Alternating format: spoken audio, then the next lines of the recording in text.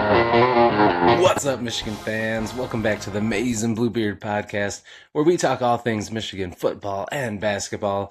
MWB in the place to be, go blue. We got a full show today. Going to take some time to talk about the transfer portal haul that Michigan got.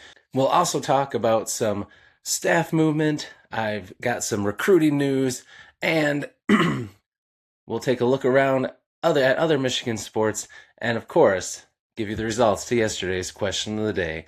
All that and more on this episode of the Maize and Bluebeard podcast. So Michigan had 19 transfer portal commits this past year, but we're going to go through 9 of the players in no particular order, talk about their fit, how they can help Michigan, and then I'm going to, when I get to the final 10, I'm going to rank them in order all the way up to who I think is the number one most important transfer portal get that Michigan got. Now, of course, before I do this, this is completely subjective. I'm most likely wrong, and most of you will not be in agreement, and that is completely fine. Please, in the comments down below, leave me your top 10, top 5, top 3, most important, whatever you want to do. Let's talk about it, have some fun. But again, no need to be upset with me at all, because we're probably not going to agree. But I'll talk about why I list the top 10 that way. I just thought it'd be a fun way to do this. So without further ado, let's get into talking about these transfer portal gets that I think are going to help Michigan be fantastic. Again, I give the transfer portal class that Kyle Whittingham and his staff got an A+ when you consider the timing, how they came in late, were behind the 8 ball. Kyle Whittingham came in not long before the transfer portal opened. He had to put a staff together. He had to work on retention and meet the players and get acclimated and get used to things. And he still was able to pull a very, very good class. In fact, a top 10 class pretty much across the board from all media outlets. So fantastic job by Whittingham and his staff. Let's talk about the players that they got. So of course, I'm not going to have any special teams people in the top 10. I know some of you thought I might, probably, because you know I love the special teams. So we're going to start talking about there, because they were the first ads that Kyle Whittingham and his staff added with Kerry Combs, of course, special teams guru, leading the way in that room. Their first signing was Nico Crawford, upcoming fifth-year senior from Pitt. Lots of experience with long snapping, and it was such a fantastic get because they needed a new long snapper. Now they get one with all this experience.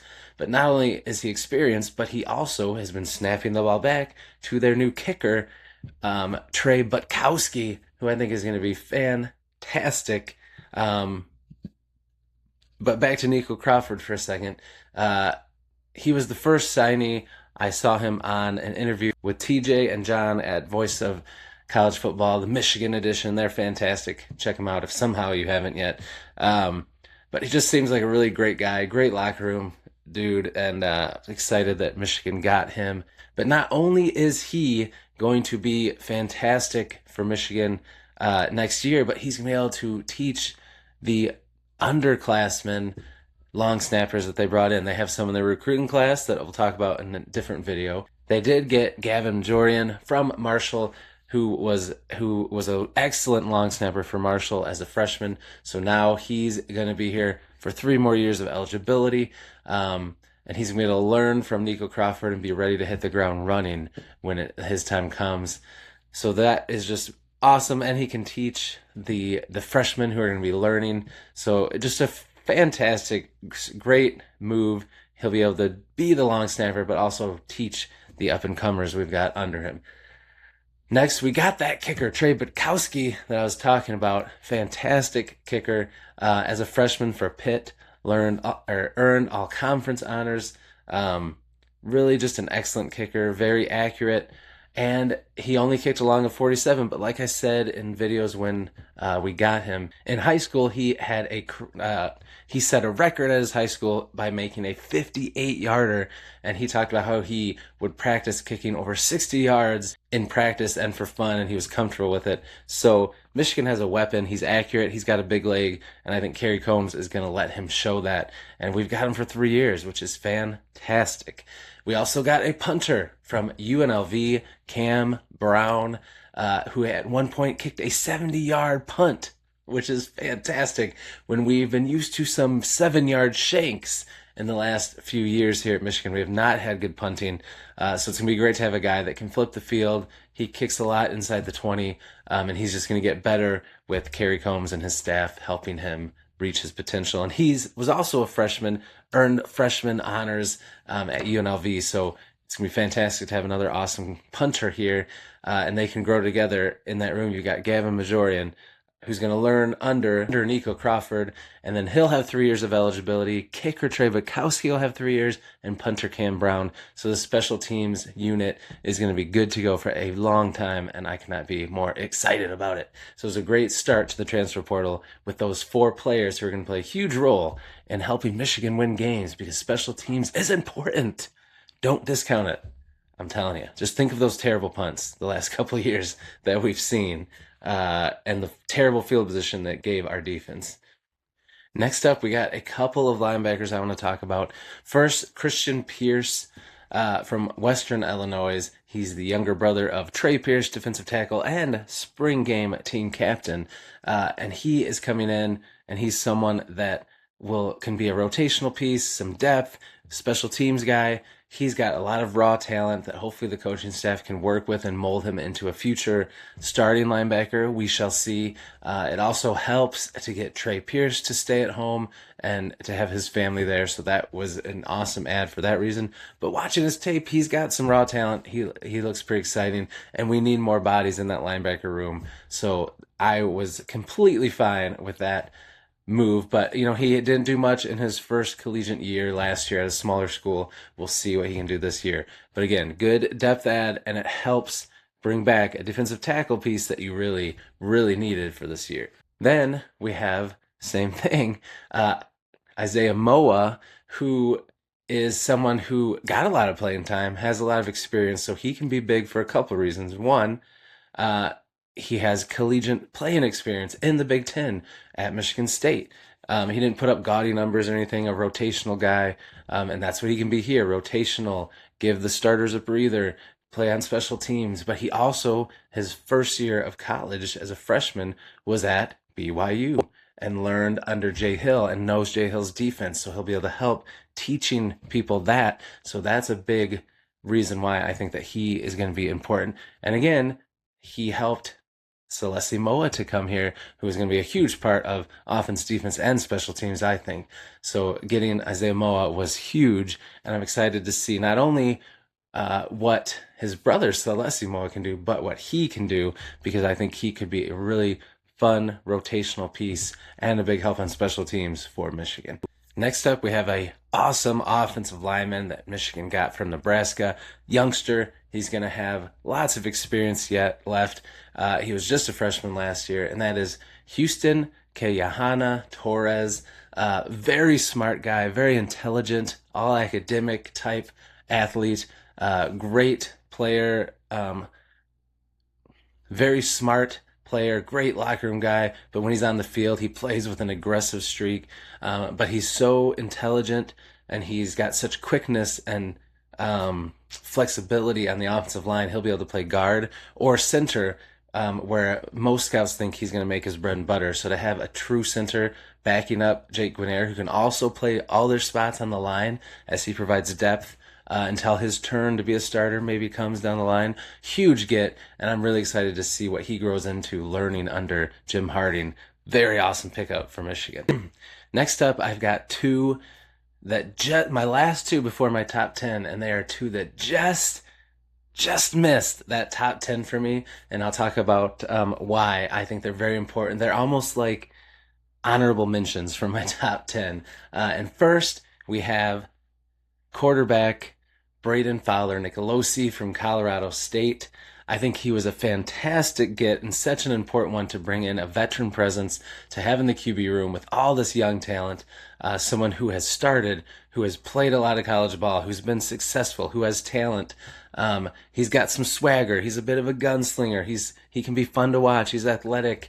And he's someone who had a little bit of confidence the wrong way and caused himself a little bit of drama. But I think that he's grown.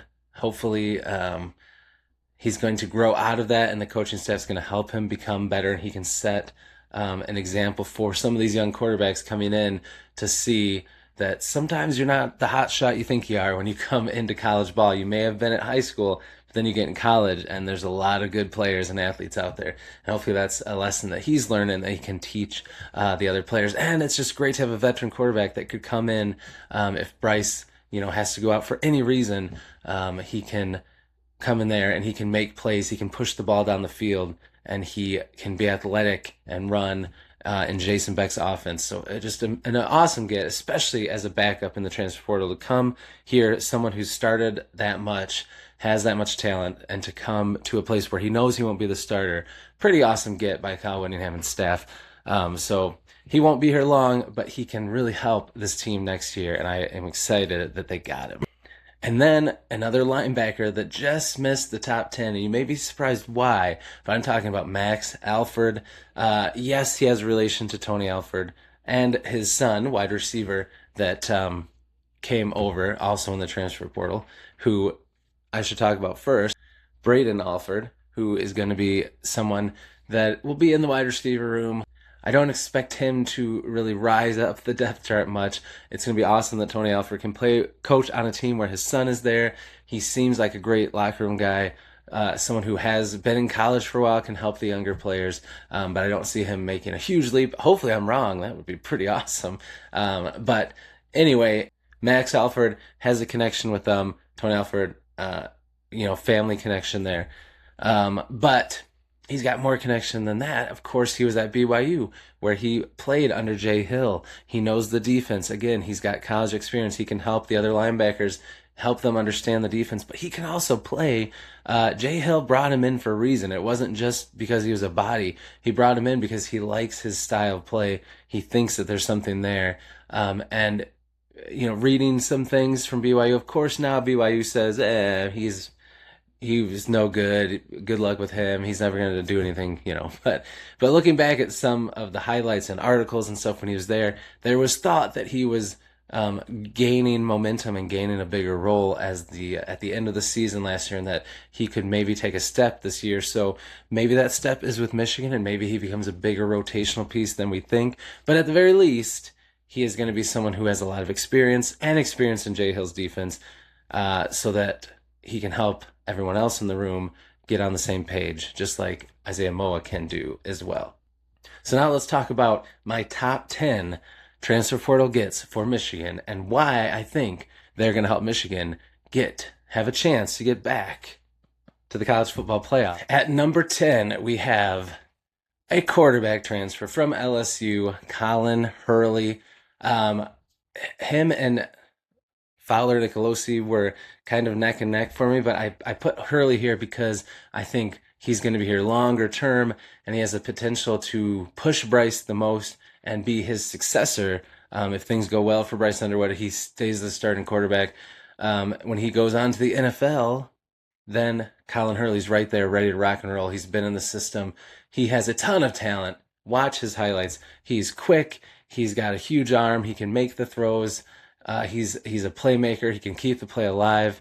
So he's got good size, like an awesome get. It's amazing that they were able to snag him in the transfer portal. He is going to be a freshman, so I mean, he's got lots of time to learn under Kyle Whittingham and Jason Beck and Coy Detmer Jr. So I'm very excited to have him here at Michigan. That was a great get, and he's going to be important to the future of Michigan. And helping Bryce grow and himself to grow so that he can maybe take the reins down the road. And he may win that backup job this year, despite Fowler Nicolosi's experience, because he's that talented. Next up, we have a player who probably would have been higher on this list if he would have stuck with his original position, but now I'm not sure where he's going to end up playing, but I still think he's going to be a huge part of this team, and I'm excited to see what that part is. And I'm talking about from Oklahoma, Taylor Tatum. He was the number 1 running back recruit in the same class as Jordan Marshall a couple seasons ago, and he had a great freshman year at Oklahoma. He flashed. He showed some potential. He was solid. Oklahoma fans were excited about him at that time, but sophomore year, he had some injuries. He had a little bit of fumble problems when he did play. It could be from the injuries, and he just was off, did not have the best year. So he was coming here as a fresh start. We thought he was going to be part of that backfield, which I still think he will. But then it was announced that he was starting the year of the football season, off season, at safety for Jay Hill's defense in the safety room. And here is why I think he still could be awesome. I mean, he is also a very gifted baseball player. He's going to be hanging out with the baseball team this year. He's not allowed to play per transfer rules, but next year he wants to play baseball. He could be a two-sport athlete at Michigan. He's a very good baseball player, an outfielder. He can track the ball. So thinking about that and thinking about some of the skills from a running back, I think he could slide into a safety linebacker hybrid role that Jay Hill's used in his defense in the past. And I also still think he could play running back because Kyle Whittingham at Utah used Sione Vaki, who's on the Lions now, very effectively as a safety and as a running back, and he excelled at both. And that's something I think Taylor Tatum could do. So when we look at the running back room and we think we got Hyder and we got Jordan Marshall and we got Saban Hyder and we got Bryson Kuzdal, I would not be surprised if Taylor Tatum gets a few carries here and there as well. And I really think he could be fantastic in that role, like we used to have with somebody like Michael Barrett under Jim Harbaugh. I think that he could be great in that spot. So we'll see how it develops. But he was a great get, a very talented player, and he comes in at number 9 for me in my top 10. At number 8, we have Jonah Leia, defensive tackle from Utah. I think people are sleeping on him. I think he is going to be awesome for us. Watch his tape. Yes, is he a little undersized? When you think of having a 300-some-pound defensive tackle, you could say yes, but there have been some very good defensive tackles who have been under 300 pounds. He's quick. He plays hard. He has a high motor. And, you know, if you put someone like him, move him around the line or put him next to one of those big old 300-pound defensive tackles we have that eats up space, then he suddenly can work around guys and he can blow through the line and get in there and get some pressure on the quarterback, blow up run plays. So I think he's going to be awesome. He's a great high character locker room guy. Utah fans, anytime I mentioned him in a video, they blew up the comments talking about how we are going to love him and how people shouldn't be sleeping on him, and that they really wish he was still at Utah. So don't sleep on Jonah Leia. I think he's going to be a huge part of our defensive line. And I think when people talk about our defensive tackles and defensive line, they are just kind of leaving him out of the mix, and they don't think he's going to make a huge impact. But I think he is going to make a huge impact. So keep an eye out for him. Next up, safety Chris Bracey from Memphis. Electric, dynamic, playmaker, ball hawk, flies around the field. I am really excited about him.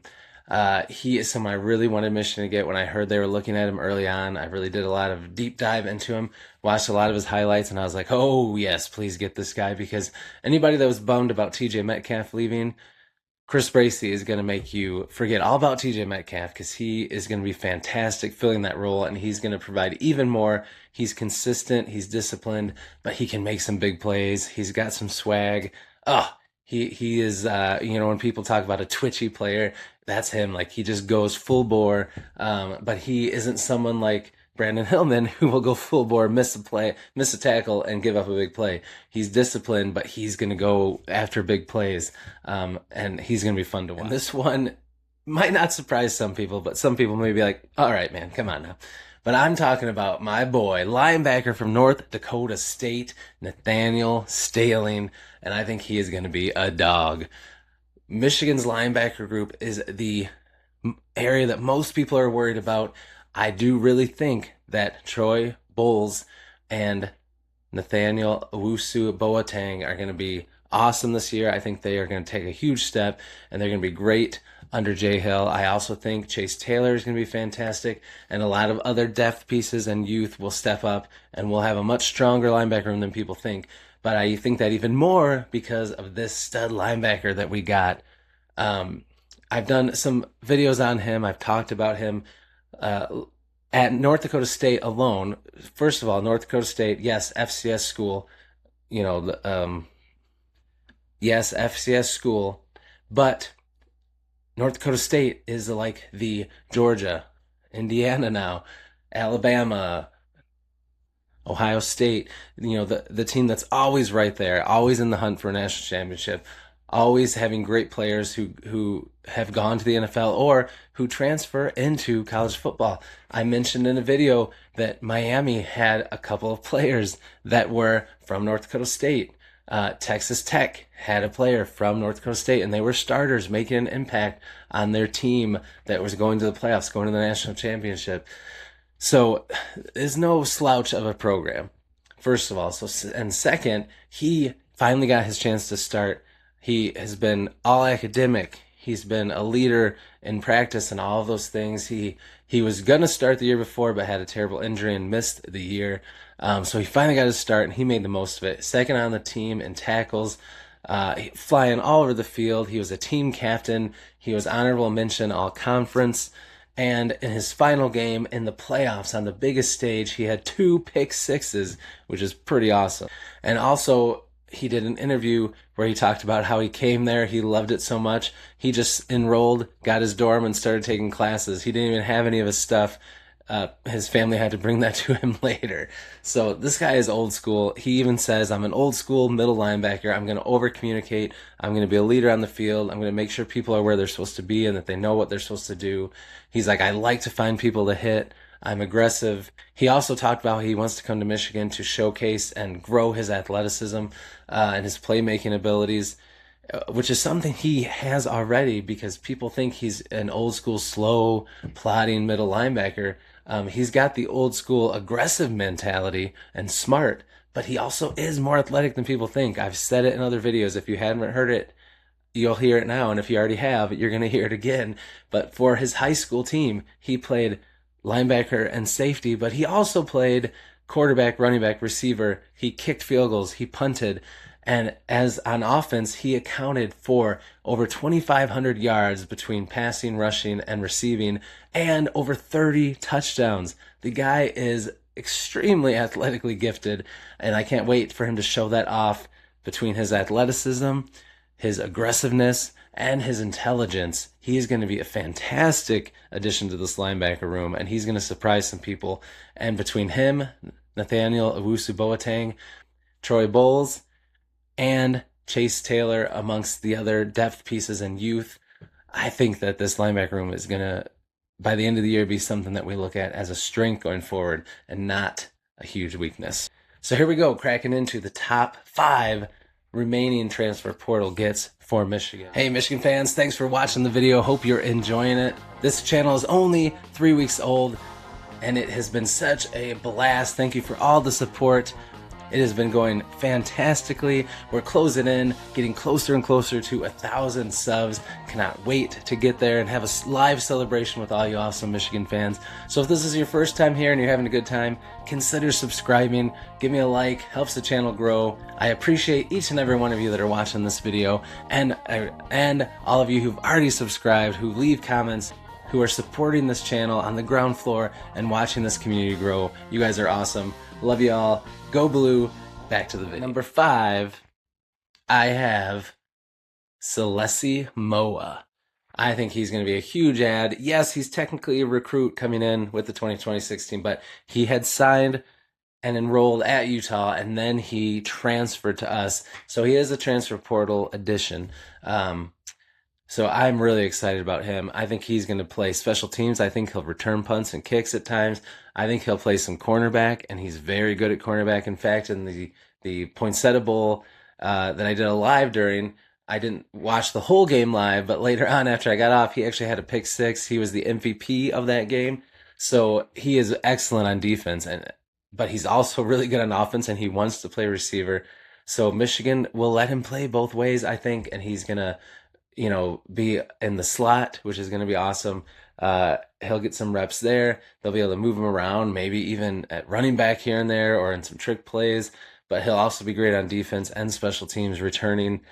So he's going to be a lot of fun to watch, and I cannot wait to see what he does in the Maize and Blue. He's going to be a lot of fun. Number 5, Celesi Moa. Number 4, Jamie French from Texas. Very skilled wide receiver who did not get a chance yet to show what he can do at Texas. There was a lot of great receivers ahead of him, and he wants to come here and show what he can do. And I think he's going to get the chance. He's someone that runs very fluid routes. He's one of those guys that just makes it look effortless, and they don't look like they're running that fast, but they're just running away from people. He can get open with his elite route running skills and his speed. He's got really good hands. He can make contested catches as well and catch on the run, and he can make something happen after he gets the ball, make people miss, and turn a short passing play into a big play and take it to the house. And he is going to be great when you consider what Michigan will have with Andrew Marsh. And then you have Jamie French, Celeste Moa. We'll talk about the other pieces here in a minute, but I think that he is a huge get because Michigan has not had more than one Michigan has not had more than one receiver that can be a big time threat. They've had a big guy here and there, a big name here and there, but they're gonna have multiple weapons now. And it's like if they try to take Andrew Marsh out, now Jamie French is gonna have the chance to be one-on-one and just light some people up and show the college football world what he can do. And I think he's going to have a huge year, and we are going to love watching Jamie French play. Number 4, Jamie French. Number 3, J.J. Buchanan. When he first got mentioned from Utah, I thought he was going to be the tight end. But then I dug in more and realized he hadn't really played tight end at Utah. And then when he got signed, it was as a receiver to Michigan. He's going to be that big receiver we can throw out wide. He has the speed and the skill to get down the field, but he also has the strength to do contested catches. He's going to be amazing in the red zone. And also when we need a first down, he can be a guy that can make that contested catch and sit on a route and get a first down. Oh, he's going to be so much fun. They're going to be able to move him around. And if they want to put him at tight end in like a double tight end set where one tight end blocks and he goes out for a pass, he can line up in tight end. I don't think blocking will be his strength, but that's why he's a receiver. And again, now you have him, Jamie French, and Celeste Moa in there with our young tight ends that have showed promise. And Andrew Marsh, they're going to have to pick their poison. Try to take him out of the game. You got all these other weapons that can beat you. Try to line up and block everybody straight up. Now Andrew Marsh is going to eat. So exciting stuff. And I think getting J.J. Buchanan, Celeste Moa, and Jamie French was huge and is going to make Michigan's passing game so much better. I can't wait to see what Jason Beck does with all these weapons. Top 2. This one was tough. You could go 1A, 1B here because I think they're so important to Michigan's defense and to the year that they're going to have that they got these two guys.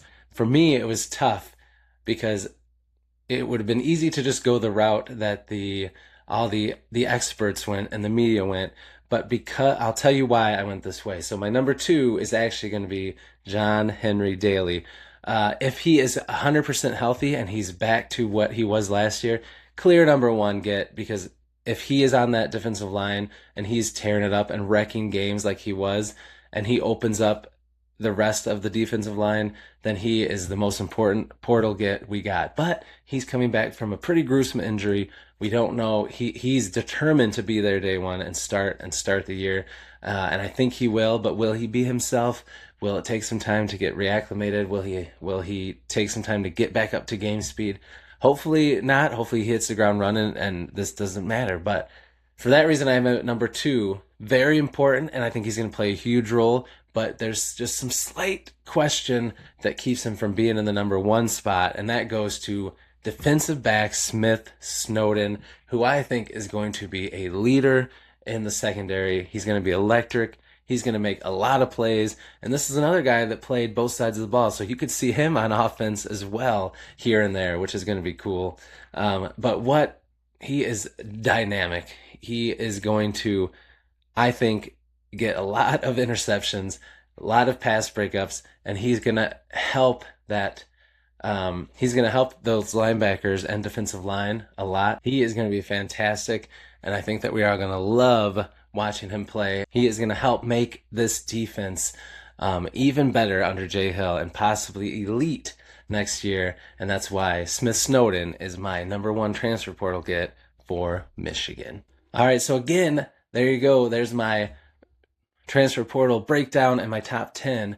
Let me know what your top 3, top 5, top 10 was. Let me know what you think about the transfer portal class. Awesome stuff. This team is going to be so fun to watch, and these transfer portal gets are just fantastic. A-plus class. Love the job the coaching staff's doing. They brought in some awesome players, and I can't wait to see them in action. Some coaching staff news. A couple of former Michigan coaches have found a new place. First of all, Grant Newsome has agreed to become the offensive line coach for the New York Football Giants under John Harbaugh. So that's good for him. I always liked Grant Newsome. Thought he was a great dude. Loved him as a player. I think the offensive line finally started to find their stride down the stretch last year, but there were some inconsistencies while he was offensive line coach. Our pass protection was not always great, and a lot of times our run blocking was not that great. We just had some good running backs that had good vision and found space, but sometimes we couldn't get anything going against good defenses, and we couldn't get any passing going. But who knows? Some of that could have been the coaching, the scheming could have been shown more. Who knows? But I wish him well, and I'm excited that he has a great opportunity now. And also, rumor is that Michigan's former linebacker coach, Brian Jean Mary, is close to becoming a linebacker coach for Notre Dame, Fighting Irish. So good for him as well. I wish him well. He was another coach that I thought did a good job and that I liked. But I'm really excited about Alex Whittingham and the job he's doing now. So I wish Brian Jean Mary well. I hope that he goes to Notre Dame and does a great job. So congratulations to him. And now we're going to get into recruiting. But before we do, we got some awesome news about one of our position coaches who finished in the top 5 in recruiting in the country. And that was defensive tackle now position group coach Lou Esposito. Awesome guy. Players love him. He's got a great, hearty, personality. But he is a dang good recruiter. He finished in the top 5 at number 4. Fantastic job, Lou Esposito. Way to go.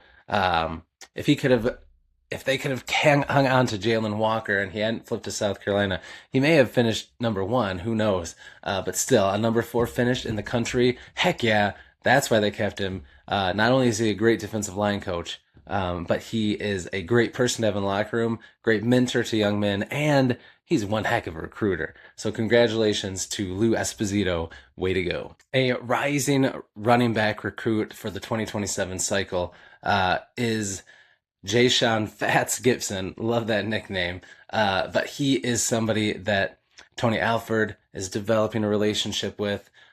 He caught Michigan's eye and a lot of schools' eyes after he rushed for 2,263 yards and 41 touchdowns as a junior. That's insane. This dude's awesome.